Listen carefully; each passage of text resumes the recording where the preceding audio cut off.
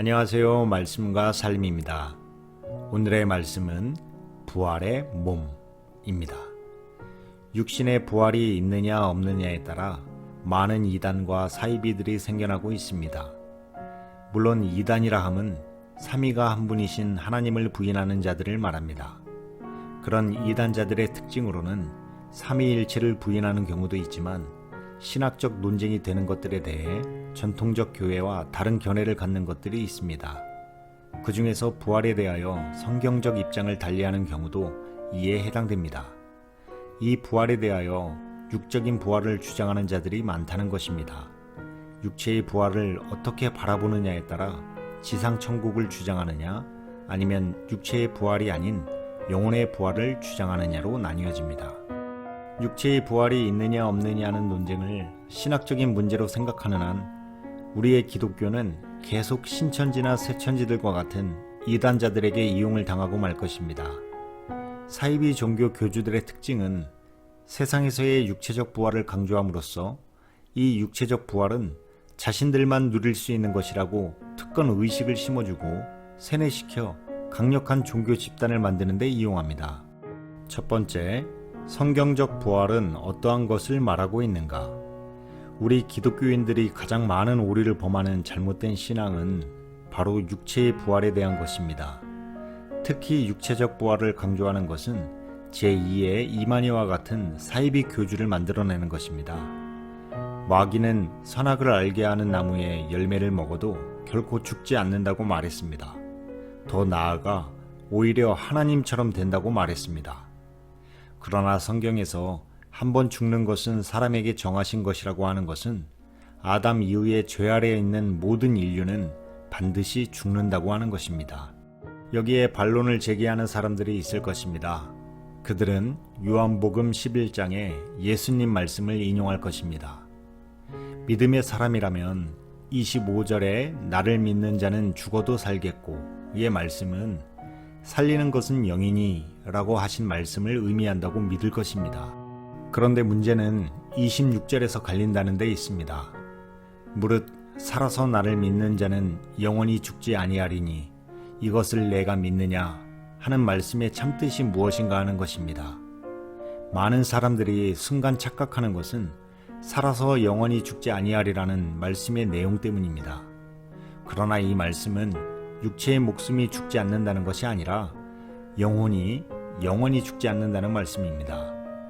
만약 26절에서 육체의 부활을 말씀하신 것이라면 예수님의 부활 이후부터 지금까지 육체의 부활은 계속 있어야 할 것입니다.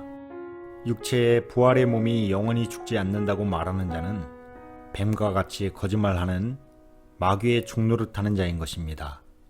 그러므로 육체의 부활로서 영원히 죽지 않는다고 말하는 신천지의 이만희는 거짓말쟁이요 사이비 교주인 것입니다. 세상을 미혹하는 마귀는 바로 하나님의 말씀인 성경을 이용합니다. 이단이나 사이비 종교의 교주들도 다름 아닌 기록되어진 하나님의 말씀인 성경을 가지고 믿음의 사람들을 미혹합니다. 그 미혹의 내용으로 마귀의 말을 듣게 되면 그 말이 믿어지고 세뇌되어 이단에 빠지게 되고 나중엔 이단인 것을 알고도 빠져나오지 못하게 되는 것입니다. 그들은 자신들만이 참 신앙을 가진 자로 착각하며 기존 교회의 성도들이 잘못 믿는다고 불쌍하여 건져내야 한다고 성도를 빼내는가 하면 교회를 아예 빼앗기 위해 산 옮기기 등에 물불 안 가리듯 나름 충성을 한다고 생각하는 것입니다. 중요한 것은 마귀의 말을 듣게 되면 생각이 달라지고 보는 것이 달라져서 그것을 행동으로까지 옮기게 된다는 것입니다. 결국 하와처럼 선악을 알게 하는 나무의 열매를 따먹게 되는 것입니다. 마귀는 하와를 향하여 너희가 결코 죽지 아니하리라고 거짓말을 합니다. 이단자들과 사이비 종파 교주들은 항상 마귀와 같은 방법을 사용합니다. 두 번째, 우리가 믿는 성경적 부활의 몸은 어떠한 것인가? 우리가 성경을 잘못 이해하거나 착각하는 이유가 우리의 육신의 눈으로 판단하기 때문입니다. 그 중에 하나가 바로 부활의 몸이라고 할 때의 몸에 대한 이해입니다. 흔히 몸이라고 할 때 우리는 육체를 생각합니다. 그러나 성경에서의 몸은 생명을 나타내는 혼이 있는 상태를 말합니다. 혼이 육신의 생명을 나타내면 육신의 몸이라고 하고 영의 생명을 나타내면 영의 몸이라고 합니다.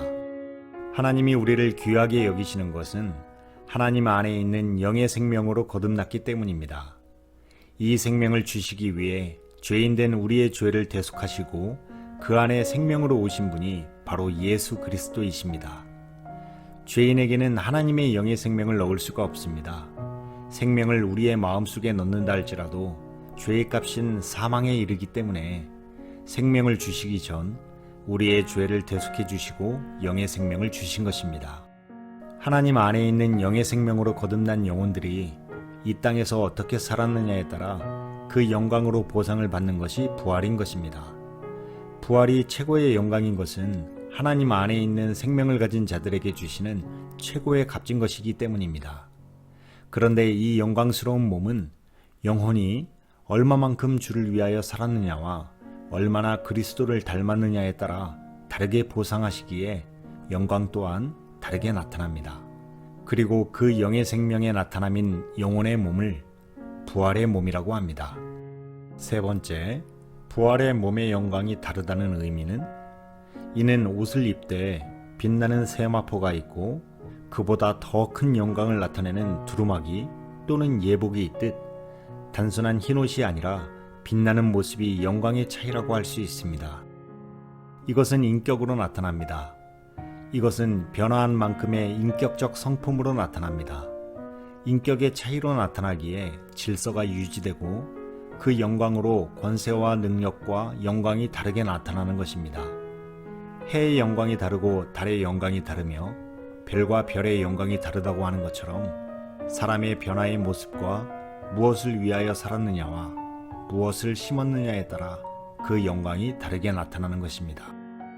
네 번째, 믿음의 사람에게 부활이 의미하는 참된 하나님의 뜻은 무엇인가? 내가 죽어야 하나님이 살리신다. 내가 죽어야 주님의 생명으로 살 수 있다. 육신의 생각으로는 결코 이룰 수 없는 것이 부활의 몸입니다. 부활은 믿음으로 산 자에게 주시는 하나님의 보상입니다. 이 땅에서 내가 어떻게 살았느냐에 대한 결과인 것입니다. 그러므로 부활의 몸은 알곡된 자들에게 주시는 이긴 자들이 받는 상이며 죽도록 충성한 자들이 받는 복 중의 복인 것입니다.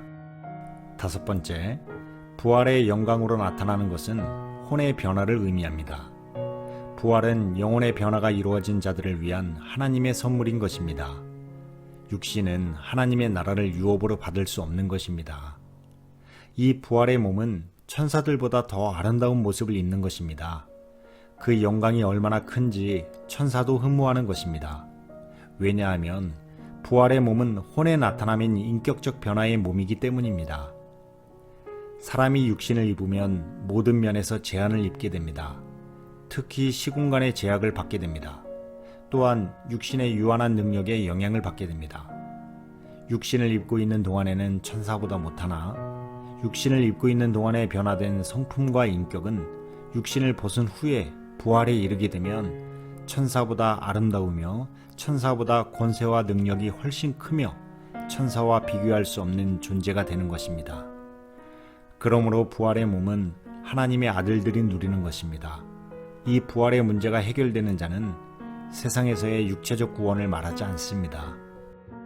부활의 문제를 어떻게 믿고 어떻게 적용하느냐에 따라 신천지 같은 사이비 교주가 나오냐 아니면 성경적인 부활론을 갖고 있는 믿음의 사람이 나오냐로 구분할 수 있을 것입니다.